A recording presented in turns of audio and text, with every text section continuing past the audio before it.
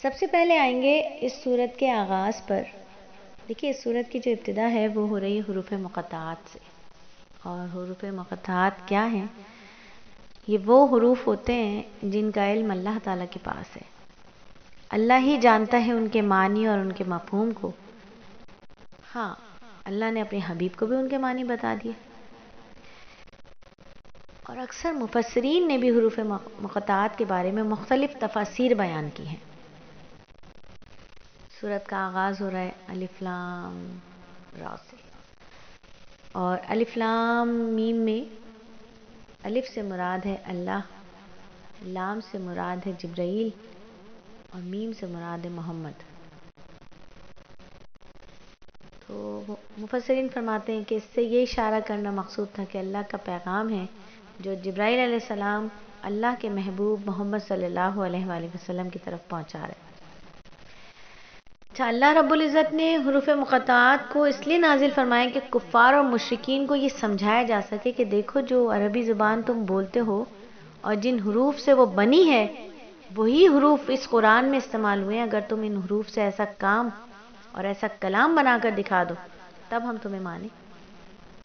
اور اگر سارے کے سارے انسان اور جن آپس میں مل جائیں وہ سارے کے سارے مل کر بھی قرآن پاک جیسی ایک آیت بھی نہیں بنا سکتے. اور یہ جو حروف مقطعات ہیں یہ اللہ اور اس کے حبیب کے درمیان اشارے ہیں. جہاں محبت کا تعلق ہوتا ہے نا وہاں اشارے کام کرتے ہیں. اشاروں کے ذریعے محب اور محبوب ایک دوسرے کو ایسے پیغام سمجھاتے ہیں کہ فرشتوں کو بھی پتہ نہیں چلتا. بہت ہی حسین کلام، بہت ہی حسین بات. تو مفسرین فرماتے ہیں کہ اگر ان حروف مقطعات کو آپس میں ملائیں تو بعض اوقات بڑے بامعنی الفاظ بن جاتے ہیں. جیسے کہ ایک جگہ اللہ رب العزت نے ارشاد فرمایا الف لام را، ٹھیک ہے، اور دوسری جگہ ارشاد فرمایا ہا میم، تیسری جگہ ارشاد فرمایا نون. اب اگر ان تینوں کو آپس میں ملائیں تو کیا بنتا ہے؟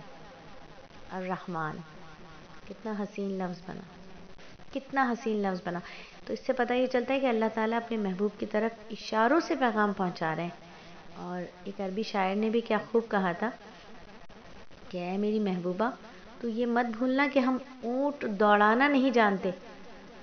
میں نے اس سے کہا قفی، تم رک جاؤ. اس نے جواب میں کہا قاف، یعنی تم پورا بولنے کی کیا ضرورت ہے، لوگ تو اس طرح بھی سمجھ جائیں گے تو تم مجھے بولنا چاہ رہے ہو، اس لیے کافی کافی ہے.